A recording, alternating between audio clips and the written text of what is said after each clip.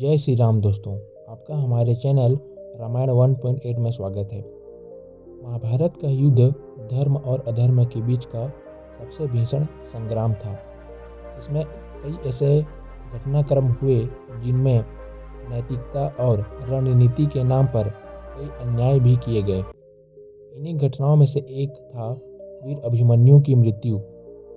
यह प्रश्न कि अभिमन्यु को मारना क्यों जरूरी था, न केवल महाभारत के कथानक का एक महत्वपूर्ण हिस्सा है, बल्कि यह कई गहरे रहस्यों और रणनीतियों से जुड़ा हुआ है। आज के इस वीडियो में हम इस प्रश्न का उत्तर विस्तार से समझने का प्रयास करेंगे। महाभारत वर्ष के प्राचीन काल की ऐतिहासिक कथा महाभारत के एक महत्वपूर्ण पात्र अभिमन्यु पूरे कुल के राजा व पांडवों में से धनुर्धर अर्जुन तथा राजकुमारी सुभद्रा के पुत्र थे। श्री कृष्ण और बलराम जी उनके मामा और गुरु थे। विराट नरेश की पुत्री राजकुमारी उत्तरा अभिमन्यु की पत्नी थी, जिनके पुत्र परिरक्षित ने संपूर्ण भारतवर्ष में चक्रवर्ती नरेश के रूप में शासन किया था। कथा में उनका छल और अधर्म द्वारा कारुणिक अंत बताया गया है, परंतु अभिमन्यु जैसी ख्याति किसी भी अन्य महाभारत योद्धा को नहीं मिल सकी। अभिमन्यु महाभारत काल के सर्वश्रेष्ठ योद्धाओं में से एक हैं तथा सबसे कम आयु के सर्वश्रेष्ठ योद्धा हैं। अभिमन्यु को द्वंद्व युद्ध में हराना असंभव माना जाता था। अभिमन्यु अर्जुन के पुत्र थे। 15 वर्ष की आयु में फाल्गुन मास में उनका विवाह उत्तरा से हुआ था। 16 वर्ष की आयु में आषाढ़ मास में जिस दिन ये महाभारत के युद्ध में वीर गति को प्राप्त हुए थे, उससे एक दिन पूर्व ही अभिमन्यु की पत्नी उत्तरा ने गर्भ धारण किया था। द्वापर युग में सबसे कम उम्र में स्त्री के शारीरिक सुख और संतान जन्म की प्राप्ति करने वाले वे इकलौते थे। अभिमन्यु महाभारत के नायक अर्जुन और सुभद्रा, जो बलराम व कृष्ण की बहन थी, उनके पुत्र थे। उन्हें चंद्र देवता का पुत्र भी माना जाता है। धारणा है कि समस्त देवताओं ने अपने पुत्रों को अवतार के रूप में धरती पर भेजा था, परंतु चंद्रदेव ने कहा कि वे अपने पुत्र का वियोग सहन नहीं कर सकते, अतः उनके पुत्र को मानव योनि में मात्र 16 वर्ष की आयु दी जाए। अभिमन्यु का बाल्यकाल अपनी ननिहाल द्वारिका में ही बीता। उनका विवाह महाराज विराट की पुत्री उत्तरा और बलराम की पुत्री वात्सल्या से हुआ। अभिमन्यु के पुत्र परिरक्षित, जिसका जन्म अभिमन्यु के मृत्युपरांत हुआ, कुरुवंश के एकमात्र जीवित सदस्य पुरुष थे, जिन्होंने युद्ध की समाप्ति के पश्चात पांडव वंश को आगे बढ़ाया।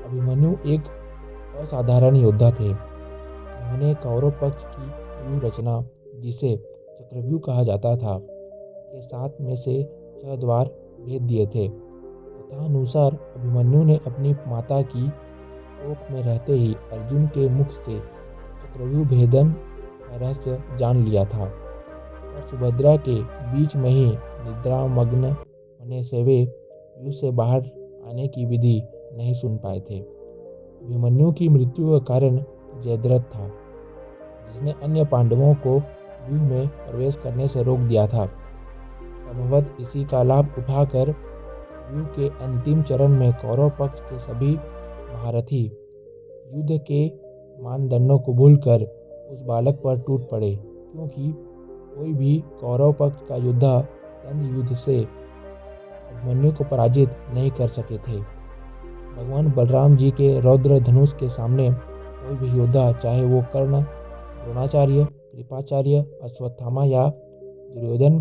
कोई भी अभिमन्यु के सामने टिक नहीं सके थे। अभिमन्यु को चक्रव्यूह के भीतर द्वंद्व युद्ध में पराजित करना असंभव था, जिस कारण कर्ण ने छलपूर्वक अपने विजय धनुष से पीछे से वार करके रौद्र धनुष को काट डाला।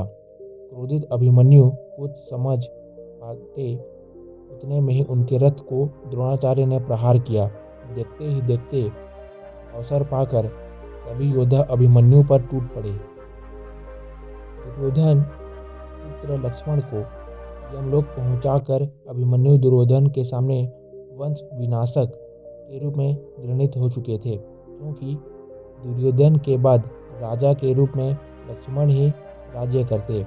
ऐसी स्थिति में सभी कौरव महारथी के क्रोध, छल और अधर्म का सामना अभिमन्यु को करना पड़ा, जिस कारण उसने वीर गति प्राप्त की। परंतु फिर भी अभिमन्यु ने अंत तक धर्म का त्याग नहीं किया। मामा श्री कृष्ण का एक नाम रणछोड़ भी है, परंतु अभिमन्यु की शिक्षा में उनके बड़े मामा श्री बलराम की शिक्षा अधिक दिखाई प्रतीत होती है। कर्ण ने अंतिम क्षणों में अभिमन्यु को ही सर्वश्रेष्ठ धनुर्धर मान लिया था। वे बहुत अधिक लज्जित थे। अभिमन्यु की मृत्यु का प्रतिशोध लेने के लिए अर्जुन ने जयद्रथ के वध की शपथ ली थी। चक्रव्यूह और कौरवों की रणनीति।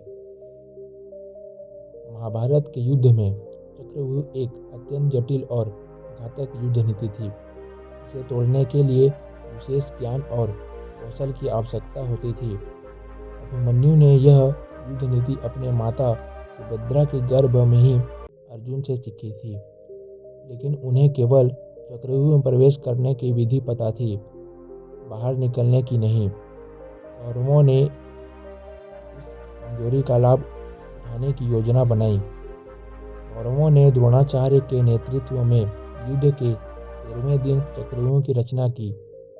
उनका उद्देश्य था कि पांडवों को भारी क्षति पहुंचाई जाए। अभिमन्यु को चक्रव्यूह में फंसाकर समाप्त करना कौरवों के लिए सबसे बड़ा उद्देश्य बन गया। जब अर्जुन और कृष्ण युद्ध में अनुपस्थित थे, तब युधिष्ठिर ने अभिमन्यु को चक्रव्यूह भेदने के लिए भेजा, यह जानते हुए कि उसे बाहर निकलने का ज्ञान नहीं था। दूसरा, कौरवों के लिए अभिमन्यु का अंत क्यों आवश्यक था?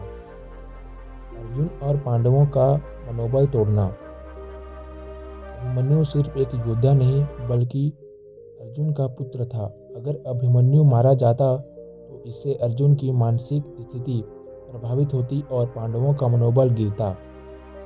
अभिमन्यु के कौशल और युद्ध क्षमता से भय। अभिमन्यु में अर्जुन और कृष्ण के गुण थे। वह बहुत ही पराक्रमी योद्धा था। अगर वह जीवित रहता तो भविष्य में कौरवों के लिए सबसे बड़ा खतरा बन सकता था। युद्ध की रणनीति में निर्णायक मोड़। अगर अभिमन्यु चक्रव्यूह को भेदने में सफल हो जाता और सुरक्षित बाहर आ जाता तो यह कौरवों के लिए बहुत बड़ा झटका होता।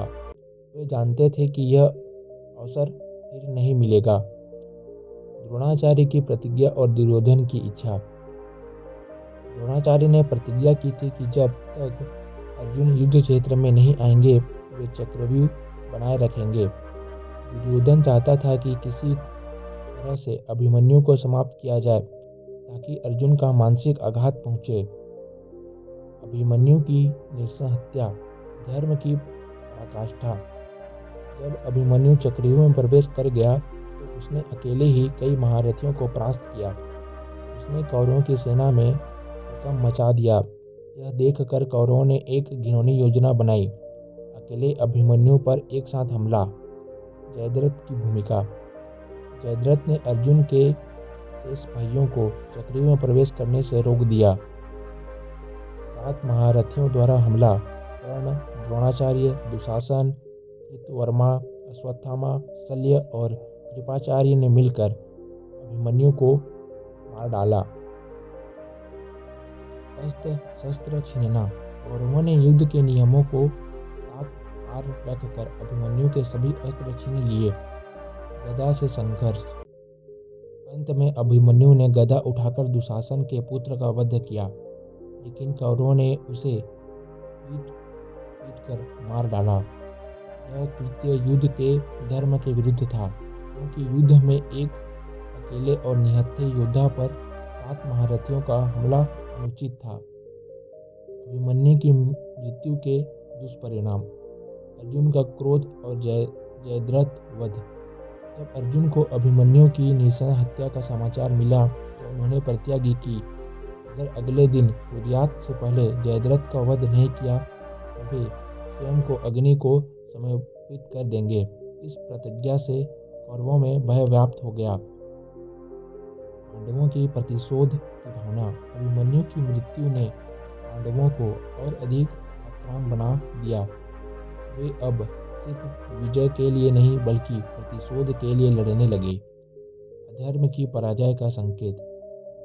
अभिमन्यु की मौत महाभारत युद्ध में अधर्म की चरम सीमा को दर्शाती है। यह दिखाता है कि जब अधर्म अपनी चरम सीमा पर पहुंचता है तब धर्म की विजय निश्चित होती है।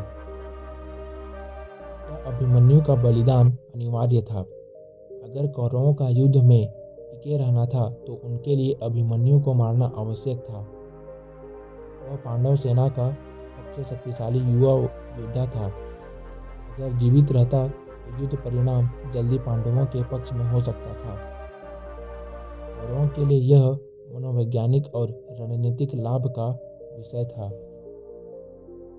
लेकिन यह भी सच है कि अभिमन्यु की हत्या ने महाभारत में अधर्म की पराकाष्ठा को प्रदर्शित किया। इस घटना का एक ऐसा मोड़ थी जिसने युद्ध के अंतिम परिणाम को तय कर दिया। इससे अर्जुन और पांडवों के भीतर प्रतिशोध की ज्वाला जल उठी, जिसने अंततः कौरवों के सर्वनाश की नींव रखी। अतः यह कहा जा सकता है कि अभिमन्यु का बलिदान न केवल महाभारत की कहानी का एक महत्वपूर्ण अध्याय था, बल्कि यह धर्म और अधर्म के बीच संघर्ष का प्रतीक था। तो दोस्तों, आपको कैसी लगी ये कहानी कमेंट सेक्शन में ज़रूर बताएं और हमारे चैनल को सब्सक्राइब करना ना भूलें। धन्यवाद।